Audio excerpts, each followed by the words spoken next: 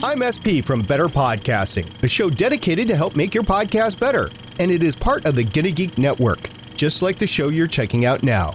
Shows on the network are individually owned, and opinions expressed may not reflect others. Find other insightful and wonderful geeky shows at GotGNetwork.com.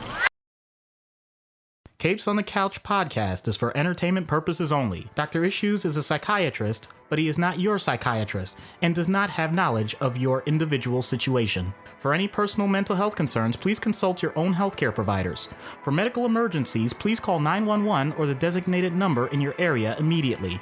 Remember that you are not alone and help is out there.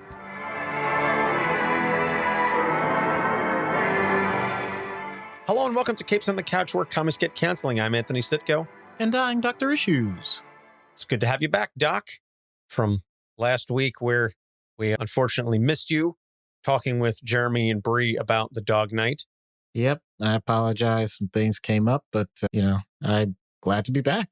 Yep, glad to have you back. And Jeremy did say he's willing to have you on his podcast to talk about progressive viewpoints on horror films and all of the ways in which horror movies do a terrible job of depicting mental health and psychiatry.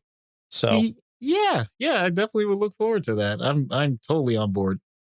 So this month we're doing another theme. I know a couple months ago we did all of the lanterns, and now our patrons have selected that May will be Marvel Cosmic Month, and we're kicking things off with a character that will be making his MCU debut this week in Guardians of the Galaxy Volume 3. We're going to be talking Adam Warlock, as I said, to debut in James Gunn's finale in the Marvel universe before he goes off to play in the DCEU, whatever terminology they're going to use to call his rebooted version now. He's writing and directing Superman and overseeing everything, and they still have those last little remnants of stuff to peter out before it completely reboots yet again, because that's what DC do. Friendly reminder, if you are in the Atlantic City area, to come check us out at PuchiCon next weekend. We will be delivering our panel on Sunday morning. That is Sunday, May 14th. At 11 o'clock, we will be talking Vash the Stampede from Trigon. And Doc and I are putting together a fantastic panel. It's going to be a little tighter schedule. We've only got 45 minutes as opposed to our usual hour, which means we're not going to be rambling on like this, Yeah, now. like all of this now. So anyway, let's jump right into this then, and we'll get into the background. Adam Warlock, created by Stan Lee and Jack Kirby and Fantastic Four, numbers 66 and 67, September, October 1967. There's some discrepancy as to 66 is kind of like a cameo and 67 is the first real appearance. That's also a earlier version of the character known as him. He was a genetically engineered human who rebelled against his creators, the Enclave. Then he meets the High Evolutionary, who's going to play a role in Guardians 3. The High Evolutionary names him Warlock and gives him the Soul Gem. And then he encounters a group of teenagers who call him Adam. So he goes from him to Adam Warlock. He then runs into the Universal Church of Truth, which is run by Magus. And he learns that Magus is an alternate version of himself from the future. So he kills another future version of himself to prevent the Magus from existing. Because comics. During these adventures, he allies himself with Gamora, Pip the Troll, and even Thanos at one point. After Thanos turns on the group with the Infinity Gems, Adam is captured inside the Soul Gem, but he does manage to temporarily escape to defeat Thanos. And then we reach one of the greatest stories in Marvel Comics, and certainly fodder for a good portion of at least the first three phases of the MCU, the Infinity Gauntlet story. Long story short, Adam and other heroes band together to defeat Thanos, who has acquired all of the Infinity Gems, and Adam ends up with the gauntlet. He is charged by the Living Tribunal to separate the stones, and he gives one each to Gamora, Pip, Drax, Moondragon, and a reformed Thanos. And this tale is told in Warlock and the Infinity Watch. And this kind of spins out of Infinity Gauntlet. But as he ascended to godhood with the gauntlet, he separated and eliminated his good and evil sides, basically becoming a creature of pure logic, which when I was in my 20s is kind of what I thought I was. Mm. I remember those days. Yeah. Wait, hold on. Let me not do that. Look, you were an amazing guy. You were fun to be around. There's no question. Obviously, we, stuck with you. It's just that part of it. Yeah. Listen, if you're not cringe in your teens and early 20s, are you even really a person? Great point. Coming from, well, we've documented at this point what I used to do. So Yeah. And I do think that is a sign of maturity and growth, that if you look back on your older self and you go, ooh, that's just rough, and I'm amazed I am still allowed out in society, then I think you're doing okay. It's if you look back on those times and you go, wow, I wish I could go back and be that person that I was 15, 20 years ago, that younger, more immature version of myself. Anyway, we're getting off on a tangent before we even get into the issues. So as I said, before he ascended to godhood with the gauntlet, he excised himself of his good and evil sides. And this created the goddess and the Magus. And these entities end up triggering Infinity War and Infinity Crusade. And if you go back way early on and listen to our Thanos episode, we do talk at length about just how heady Starlin gets while writing, especially Crusade. Gauntlet is a tight story. War gets a little wonky at times. Crusade is just, I don't even know what the hell he's talking about. I've reread it. I don't know how many times. I still can't make heads or tails of what I get the general idea, but good grief, man. Somebody really needed to rein Starlin in with the editing, but I digress.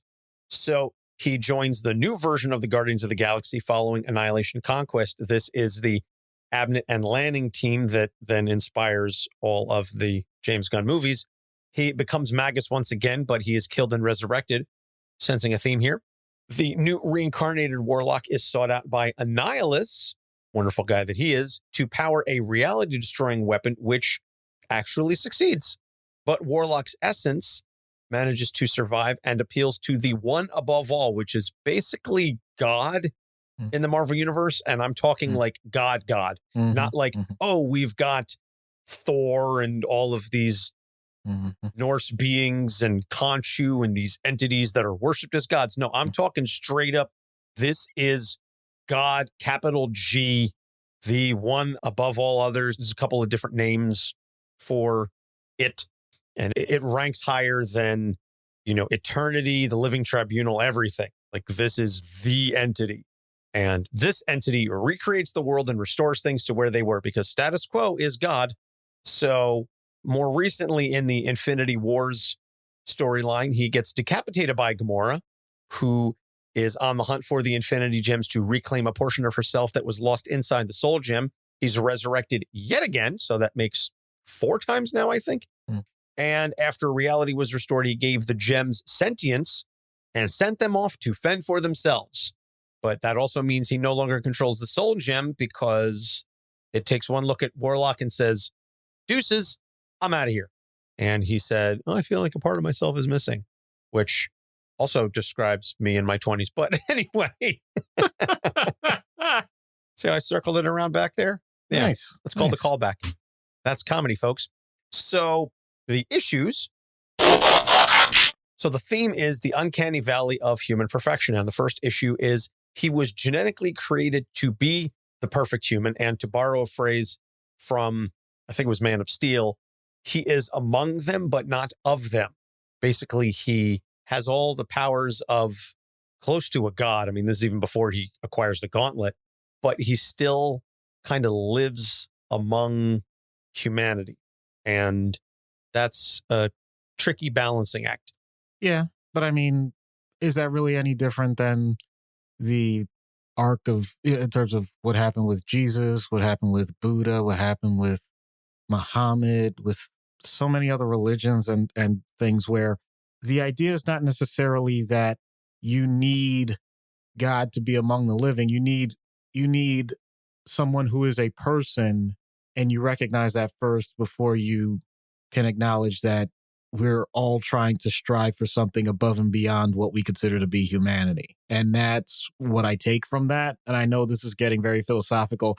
Please, people, let's just be real. This character is going to be in this style. So I'll be honest, if this isn't for you, then by all means, check out one of our many other episodes where we get much more practical and witty and funny and whatnot. So this might dive a little deep, not even in the dramatic sense, just the fact that these types of topics tend to skew this way. So what I take from this is when I have patients who, it's not even it's not narcissism. It's just the idea that they can't process what it is that we're supposed to be doing in this world because they just see a lot of things that are super screwed up.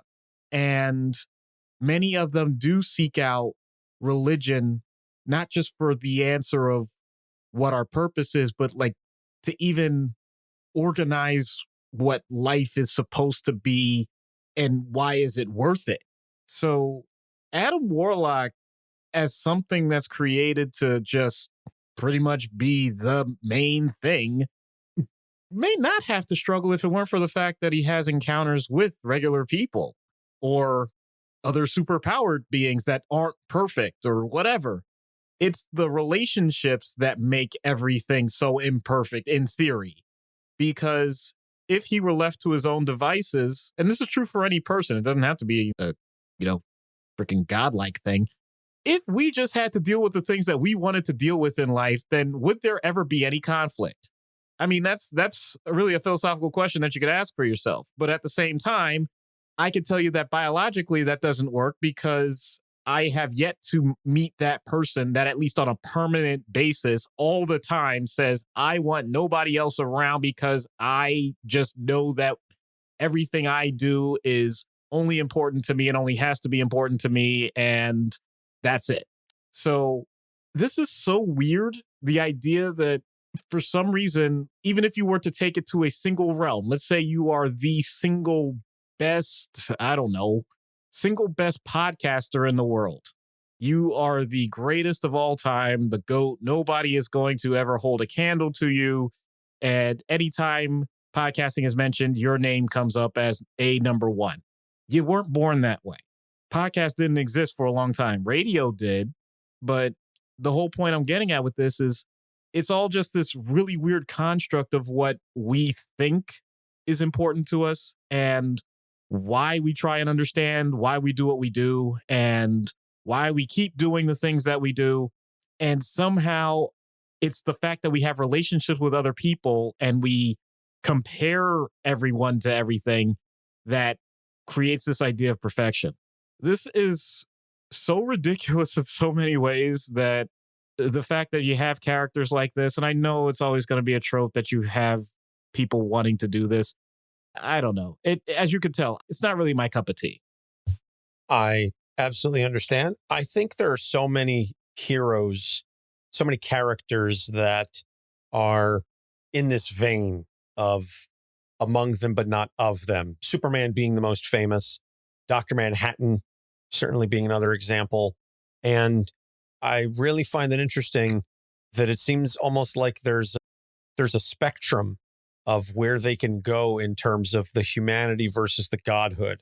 And we do see that dichotomy. That's the whole point of Doomsday Clock is Superman versus Dr. Manhattan. Superman really focusing and keying in on the human side of things, that he views himself as Clark Kent, who just happens to have these incredible abilities, versus John, Dr. Manhattan, who really no longer sees himself as John. And that was kind of one of the driving storylines within Watchmen, is that he's so far detached from humanity that it no longer has any meaning for him. Adam is, I would say, closer to Superman than Dr. Manhattan in this regard. But there are definitely times where he can veer dangerously close to where he's heading that way. And I do appreciate the way that in certain storylines, not every storyline, but in certain storylines, there is that struggle within him. And I think that's what makes him a compelling and lasting character. And similarly, that's what I think, at least for me personally, is intriguing about Superman, is not Superman being so incredibly OP that he's just going to go punch everything. It's Superman struggling with his humanity and saying, I can't solve every problem for the world because then they will never learn for themselves. And then I would become this benevolent dictator. And that's not who I want to be. That's not how I want to be perceived. Adam, I don't think, has quite those hangups in terms of being seen as a god or a godlike character. But I also know that he does not necessarily want to be the singular focus and the one deciding everything, at least not anymore. When he purged himself of emotion and said, I'm just going to be a logical being, that was kind of his argument to the living tribunal is, I am best suited to make decisions for everyone because I am purely logical and therefore I should retain the power of the Infinity Gems. And the tribunal said, yeah, no, you've got to split them up. And he said, fine, then I will give them to whom I deem necessary and worthy. And because I'm a god, my judgment is infallible. That version of Warlock has, I think, been tempered by experience, which I do appreciate that he's learned some things. But I'm very curious to see where they go next, because I know there is a new series, Adam Warlock Rebirth, that like just came out. So I'll be very curious to see where they're going with that, because obviously, much like we're doing an episode on Adam Warlock because the movie's coming out, Corporate Synergy is going to say we need a comic out because of the movie. So check in with me in about 6 months and I'll tell you how the story's going.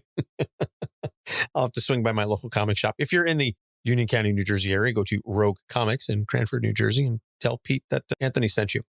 So the second issue, which we've mentioned a couple times, is he purges himself of emotion, which creates the Magus and the Goddess. Now, setting aside the fact that obviously these two entities go on to create a whole host of problems for reality, the very notion that you can live a life devoid of any feeling and just go purely on this Solomon-esque logical bent is folly for fictional characters or real people, as again, I indicated with my 20s. Yeah, because biology exists, and more specifically, neurology exists. You have a brain that is actually organized and structured in such a way that the environment that you're in stimulates certain responses, regardless of if you're conscious of them or not. In humans, we have come to know that it's not just the survival mechanisms that kick in, it's the memory of said survival mechanisms and how you felt about those moments that get integrated. It all comes together in one package. It's kind of like if you have coffee and you have it with cream, you can't just later on say, I just want purely the cream back and I just want the black coffee. I don't need both of them together. It's a package deal now. You're going to have both. That's just the way it is. You're going to have emotion. You're going to have your own logical processes. You're going to have your memory of events. And yes, you can have different ratios of one versus the other, depending on how your amygdala decided to process it at that given time, but they're going to be there. And therefore, it is purely, and as you've said, it's not just folly, it is actually a very complex, almost near delusional system that you create for yourself if you say that you're purely of logic. It means that you're disregarding data. Now, that doesn't sound logical to me. That sounds like you're trying to make sure that you don't integrate parts that are potentially painful, parts that are time consuming, that are complicated. And it's understandable for a person to want to do that. I know Anthony has come clean about him doing that, but I'll be very honest. There are times where I have professed that I thought I was doing it. And I think most people at certain points we say, well, if you take the emotion out of it, and that type of reasoning can be okay if you're trying to get someone to look at the facts of a situation devoid of how every individual person, if it involves more than one person, if you want to separate that out, that's understood. But that doesn't mean that for yourself, you're going to do that. You think you are, you clearly are not. And in that case, what that means is, why are you trying to stunt the growth of what you are supposed to be experiencing in a situation?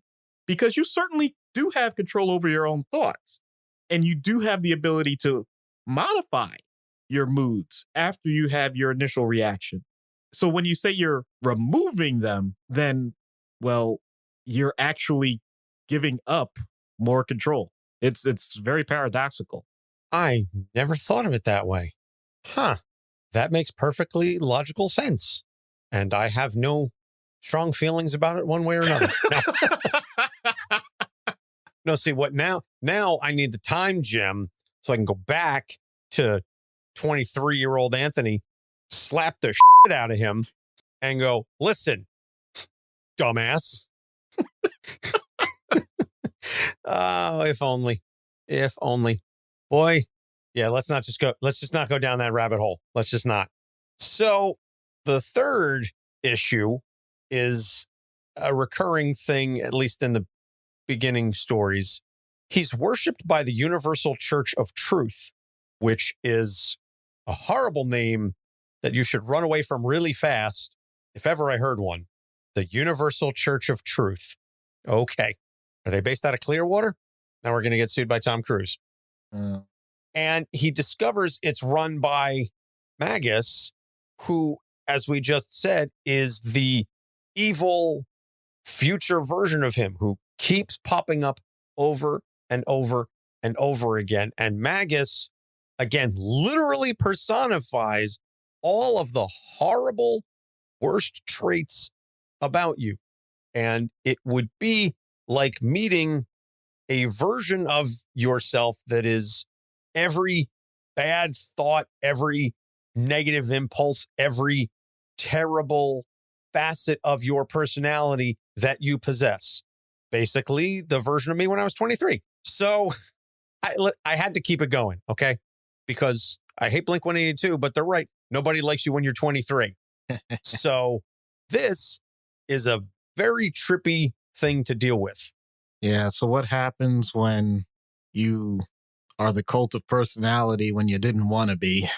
That, man, oh man, there are so many people that fall into this where, let's say you've done many things that people consider to be positive or influential, let's say, because even if you don't think some of the things you've done were the right thing, but people said, yeah, well, you had the best of intentions and we know where that leads.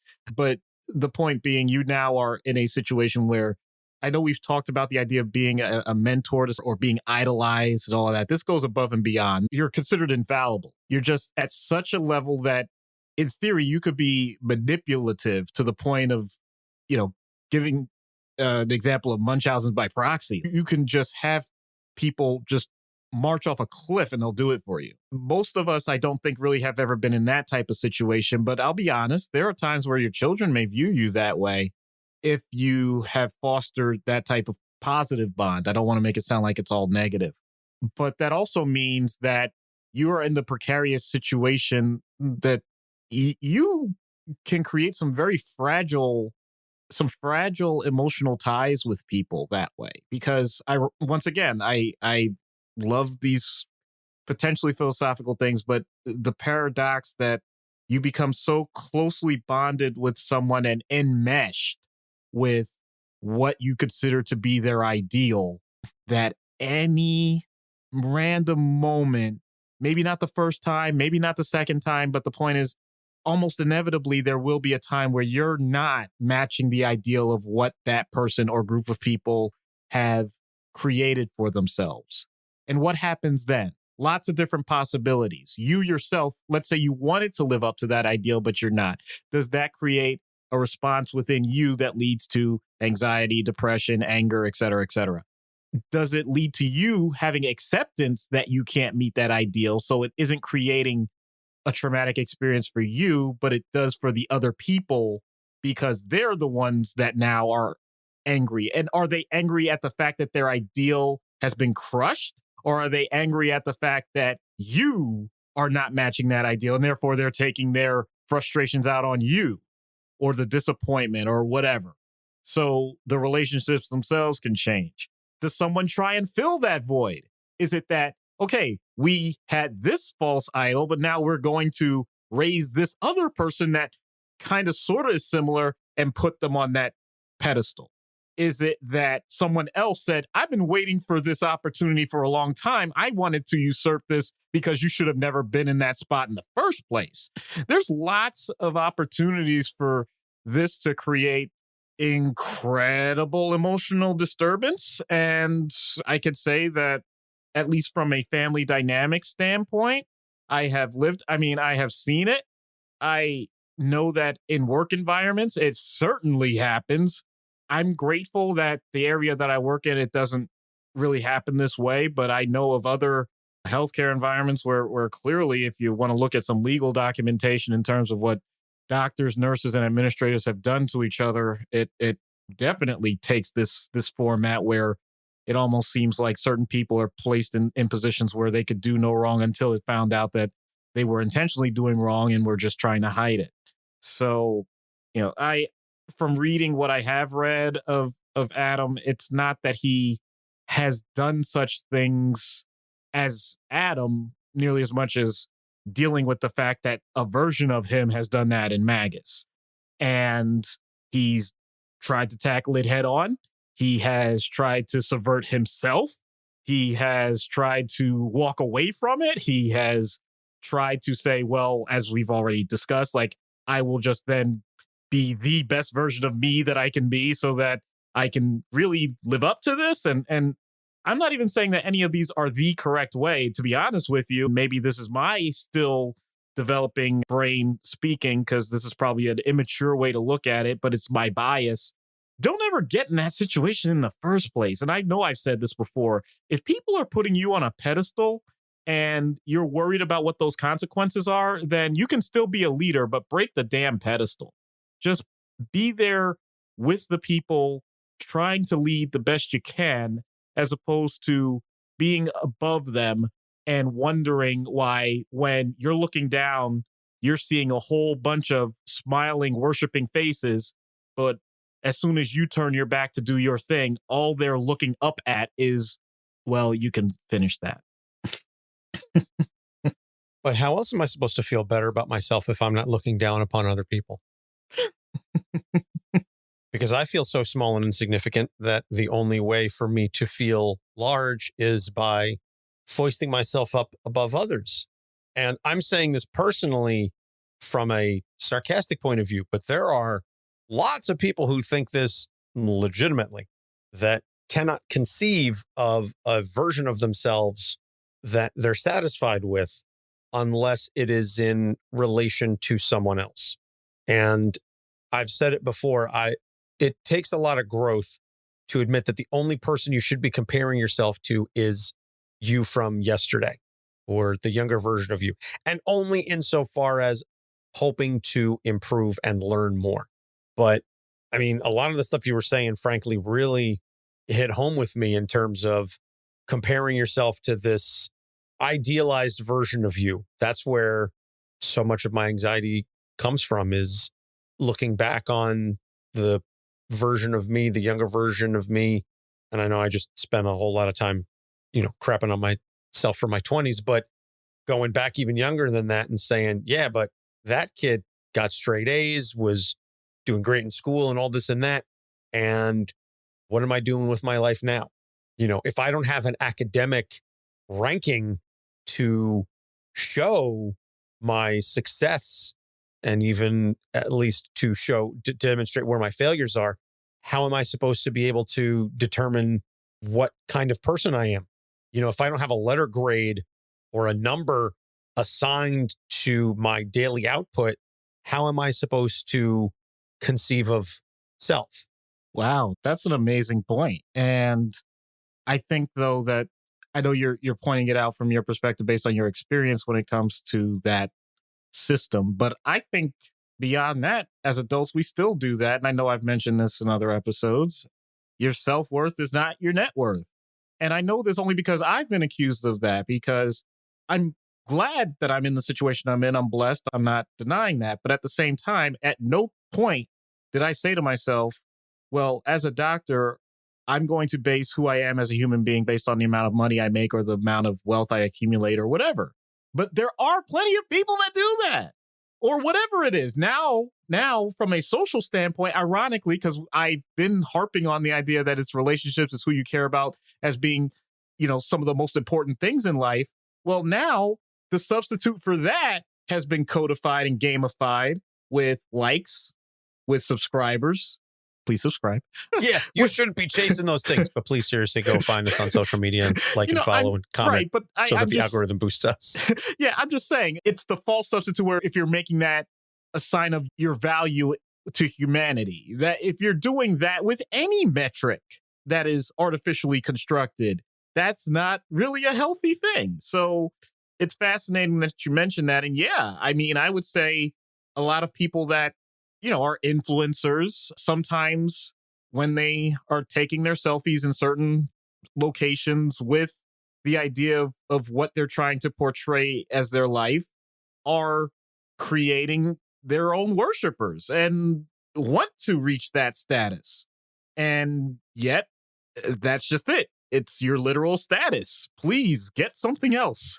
Yeah. And I mean, we can go on like a meta conversation about this, because certainly we want to grow the show. We want to expand our reach insofar as we would like more people to listen to the show. We would like certainly more people to subscribe to our Patreon or share our social media links or whatever the case may be.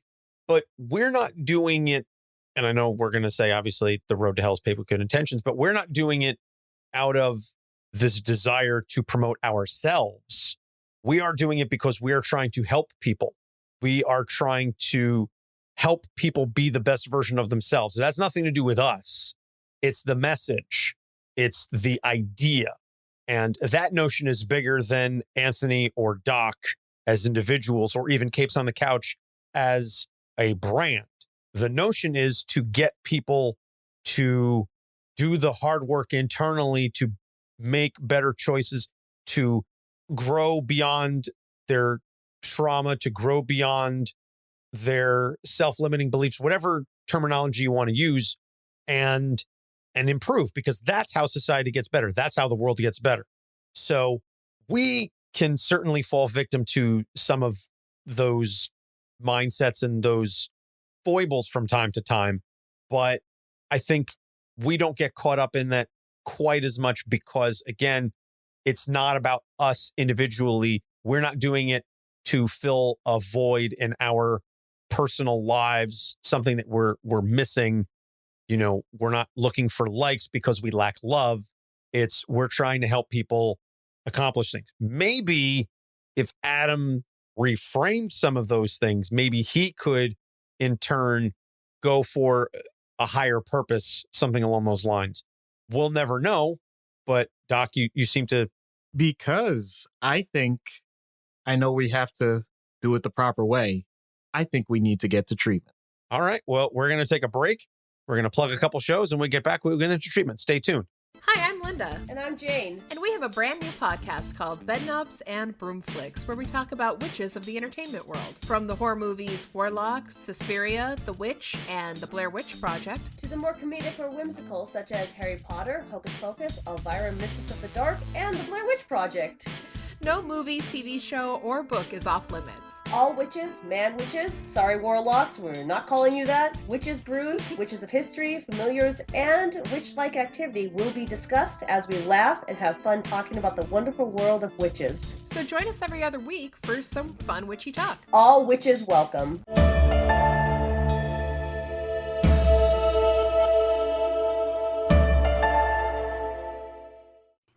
Everybody has a story. And not all of those stories are clear black and white issues, even when we think they are. We wonder, how did this happen? Or what is that like? Or what happens next? Are you sure you really want to know? This is Ignorance Was Bliss. at IWB Podcast. Hi, I'm Meredith Finch, and you're listening to Capes on the Couch. And we're back. So getting into treatment.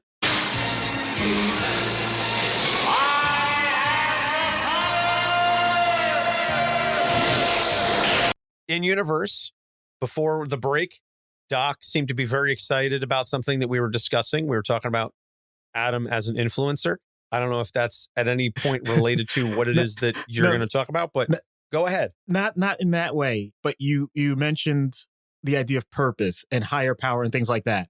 So I just realized, because I kept saying, oh, and this is before we started recording, like, this is too heady, this is too existentialist, all this stuff. And I realized, wait a minute, what am I doing? Instead of like running away from it, I need to lean into it. So the only other time, and I'll be honest, for certain reasons, I'm not going to reference exactly what I referenced in the Thanos episode, but I think some of these ideas still would be great. It's really a challenge to Adam Warlock, and be very careful, people, if you do this for yourself, because it can be one of those like kind of mind-altering things. Who does God pray to? Because the idea that you have an entity that has overwhelming power and control and could do so many things, it just raises the question. I'm not saying even to have the answer, but just bringing forth the idea that, is this something that just keeps going in and of itself? But it takes a lot to not just say, I can do almost anything, and then flip it and say, what if I did nothing? And I'm not saying abandoning people. I'm not saying be completely, the original deist idea of the great watchmaker and just walking away. That's not my point. My point is that at even the highest levels of existence, there can always be a consideration for an alternative. And if you're willing to do that, then you might have a greater expansion of what it is that you consider to be the ideal in the first place. This is a very philosophical thing, and there is a term for existential psychiatry, which is definitely not my bailiwick. I am not a person that really would be qualified to give someone that type of treatment on a regular basis, but to introduce the idea, I think I could certainly do. And monitoring the response of someone that's doing that, let alone a near godlike figure, I am not qualified. But hey, since it's my treatment, I'll certainly watch the results. Okay.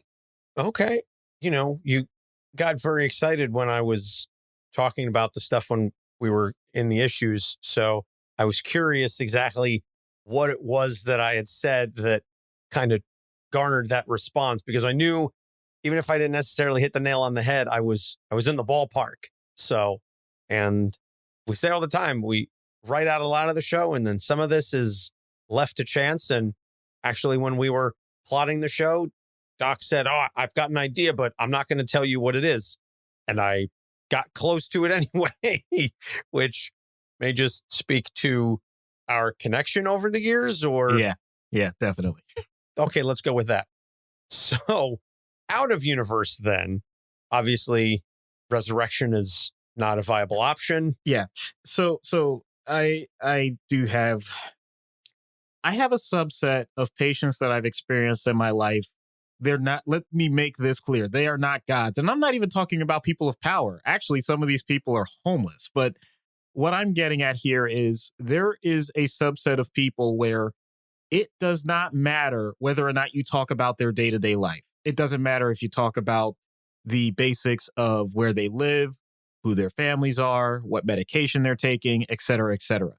If you do not include some point of the world as a whole in terms of their place in it, or what their ideals are, or what they think humanity could be, if you don't at least touch on one of those points during your session, they completely shut you out because they think that you're a plebe. They think that you're just trying to be like everybody else and just get through the day and ignore some of the huge things that go on in the world.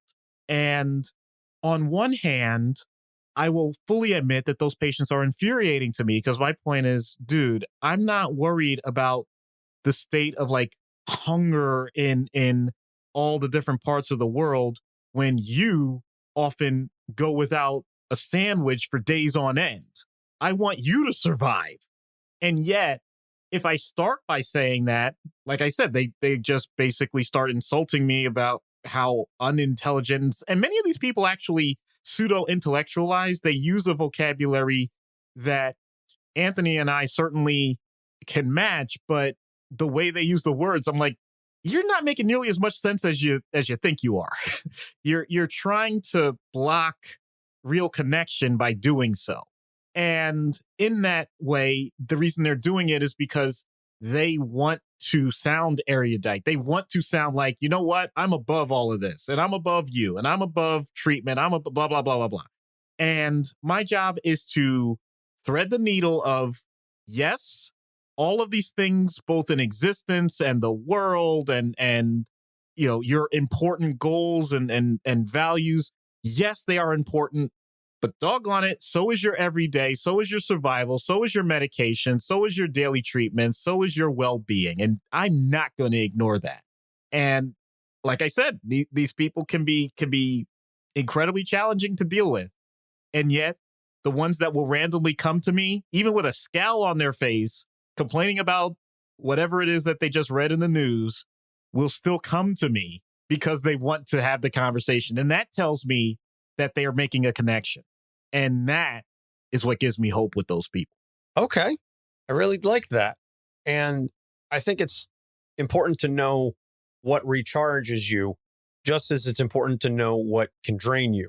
And if you find that you're dealing with more of the drain than the recharging, then you need to reconfigure stuff. So there's a lot to unpack there. I'm certainly not even going to attempt. So what I will attempt to do is help Doc get Adam Warlock on his couch. Hello, Adam. I'm Dr. Issues. Good day, Doctor. So what can I do for you today?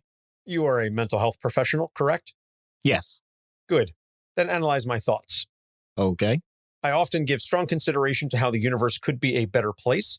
There are so many things that trouble me. I try to create safeguards so nothing gets out of hand, but that doesn't work in a vacuum. I can't imagine it would. So Indeed, I figured delegating to others would limit any consolidation of power, but it just made the subsequent problems unpredictable. Perhaps you should take a more active role then. Unfortunately, when I do that, I get accused of being too heavy-handed. Well, heavy as the head that wears the crown. No, I meant heavy-handed because it was a gauntlet.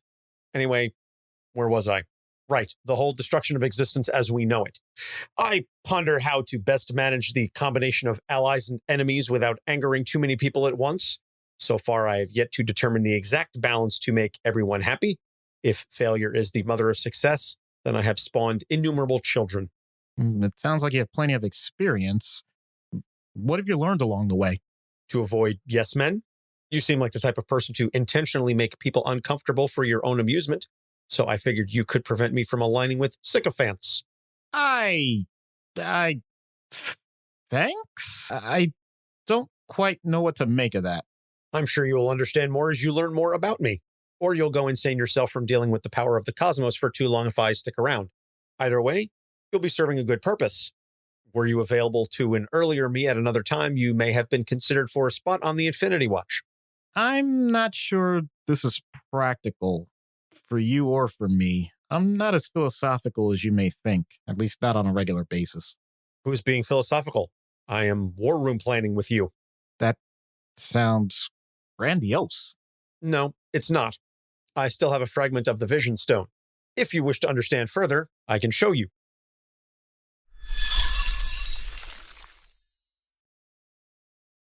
Nothing in my training or experience will ever prepare me for the type of stuff that patients like you put me through. What is my role in all of this madness? Death? Destruction? I mean, is this predicting? No, this is what is happening somewhere at some time, and I am attempting to gather my thoughts so the damage is limited. I get it. No offense or take offense. I don't care. Why are you on my couch when you could oh, I don't know, do anything to end this? Your frustration is noted, but you may be familiar with the expression measure twice, cut once. Then measure quickly, please. Well, I have the idea that if I segment my focus on an individual topic, Stop. No more segregating or delegating or pondering or calculating or plotting or scheming or idealizing. Just do it yourself. Doesn't have to be perfect. I know with your position, people will get hurt, perhaps even on a massive scale. But for someone so idealistic about what the perfect answer should be, you let it all get in the way of imperfect action that you could, potentially improve upon later. Your dramatic presentation is overstated, but appreciated. But be forewarned, anything I do beyond this session will have dire consequences. Yeah, I know. Consequences on the universe as we know it, yada, yada, yada. Look, if I blink out of existence, I'm sure you or one of your compadres will find some way to reset everything. And heck, even if they don't, I wouldn't be around to know about it anyway. How can I be more comfortable about this stuff than you are? I'm intrigued, Doctor. Your reputation as flippant precedes you. It's uncommon for me to encounter someone that gets lost in the weeds more than I do. You really managed to lose yourself in it. I do not agree with that. I know for a fact that without my intervention, none of us would exist. If I don't take care, the next time that happens, I won't be able to do it again. Are you even listening to yourself? How am I supposed to help you if you're mixing a predetermined outcome with a nihilistic future unless we perfectly thread the needle? I'm not exactly the best sounding board for that kind of stuff because I'm too optimistic of a pessimist. Great. Now, I'm not sure if I'm making sense. Do not fret. If you learn to channel your inner existential God, you will be just fine. Existential. That's it. I'm done. I've had it. You're too heady for me. I've dealt with immortal beings, unstoppable monsters, ageless, domineering psychopaths. You, sir, are beyond what I can comprehend. I'm just going to sit back, take some deep breaths, and watch as all of existence unfolds in the time it takes for you to explain how I'm supposed to help you in just this one session to save everyone. Are you done? Yes. Good. Then while you were incessantly whining, I did manage to formulate a proposal to the Living Tribunal about the value of your practice on a galactic level. Come again? Your honesty and humility in the face of overwhelming odds are still an asset, whether you accept them or not. I'm no fool. You know of my rivals. I'm sure of that, even if you can't divulge such wisdom. And as you said, you persevered. Don't think of this session as the end. It is just the beginning. Any diagnosis you have for me will likely be different than what you would have for others like me. I've been through too much. Are you trying to tell me that this whole thing, I just got roped into some sort of infinity clinic? If that understanding suits your tastes. From what I understand, you will be made invulnerable during said sessions, so you do not have to concern yourself with retribution, but it only lasts for the session itself and is at the whims of he who is above all. I guess I can't say no to that, huh? No. Then I guess good luck with saving everyone again, and make sure to bring your journals so I can understand whatever it is that happens. I just wish I were less professional so I could bring some popcorn, because this sounds out of this world. If you'd like, I can will some to appear before you so that you can... No. Let's just keep it above board. As you wish. See, now some popcorn sounds good. I actually just had some earlier. Popcorn and grape juice. That is my favorite snack. Popcorn and grape juice? What are you, 5 years old? Oh, man, it's a perfect combination. You get the saltiness and the savory flavor of the popcorn. You wash it down with some sweet grape juice. Grape juice is the best of all juices, and I will fight anyone who argues otherwise. Is that why communion is based on a wafer being the body and wine being the blood? See, I hate wine. Oh. It's got to be grape juice. Although I will say the kosher grape juice is really good stuff. Shout out to Manischewitz. Got it. Oh, man. No, it's the Kedem. Oh, Kedem. okay. Kedem. I don't know how you pronounce it. It's New Jersey actually has this reputation. Like literally all we make is dessert wines. So, I'm surprised. well, we've got enough cranberries. Wow. I didn't expect to have that conversation. Me neither, but here we are.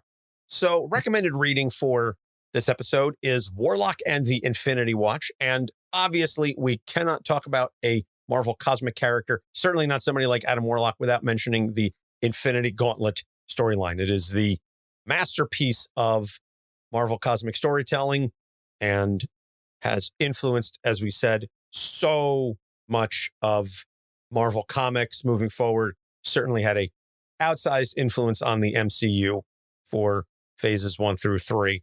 It's definitely interesting going back and rereading it now after having seen Infinity War and Endgame and seeing the tweaks and the different things that were referenced. And I went back and I was rereading it and I was like, oh, Silver Surfer falls through Doctor Strange's house. It's not the Hulk, because Marvel didn't have the rights to the Silver Surfer, but they still wanted to incorporate that. And just these little things here and there. And then death and the use of the gauntlet with him just thinking about it. There's no need to close the fist. That was for practical reasons more than anything else, but I digress. Point is, go read the Infinity Gauntlet and then read Warlock and the Infinity Watch, because it spins directly out of it and then leads into Infinity War and Infinity Crusade. Maybe you can skip Crusade. Like I said, unless you maybe smoke a big bag of weed and then read Crusade going, man, I get it now. Enjoy things responsibly, folks. Yes, all things in moderation, including moderation, or as Doc likes to say, just say no to most drugs. Yeah. So continuing on with the theme of Marvel Cosmic for the month of May, we've got upcoming episodes on Nova Sam Alexander, Galactus, and then Nova Richard Rider. So kind of a nice little sandwich around the World Eater, such as it is. Again, reminder, if you are going to be in the New Jersey, Delaware, Eastern Pennsylvania area, come check us out for PuchiCon. We will be there. We'll have some giveaways. We'll be talking and sharing stuff on social media as we talk Vash the Stampede from Trigon. As always, you can find all of our episodes on our website, capesonthecouch.com. We are on Facebook, Instagram, Twitter, and TikTok at Capes on the Couch. And we are proud members of the Gonna Geek Network. Go to GonnaGeekNetwork.com and check out some fantastic shows. My episode with Chris from Play Comics just dropped, our re-recorded discussion about the Ninja Turtles Cowabunga collection. And you can also go back and listen to Doc as he talked. What wrestling game was that? Muscle. It took me a second. I was getting there. It's been a long day, long week, and it's only Tuesday. So that's going to wrap it up for us. Before we head out, Doc? So remember, a warlock is basically a wizard, someone that takes their situation with things that they have at hand and creates some things that are really unexpected. Let's hope that if you have that ability with your own mind and emotions, that you do so responsibly and in a way that makes you a better person and those around you. I was waiting for something of a pun with familiar, but I like your call to action better. For Doc Issues, I'm Anthony Sitko. Thanks for listening. We'll see you next week. Capes on the Couch podcast is for entertainment purposes only. Dr. Issues is a psychiatrist, but he is not your psychiatrist and does not have knowledge of your individual situation. For any personal mental health concerns, please consult your own healthcare providers. For medical emergencies, please call 911 or the designated number in your area immediately. Remember that you are not alone and help is out there.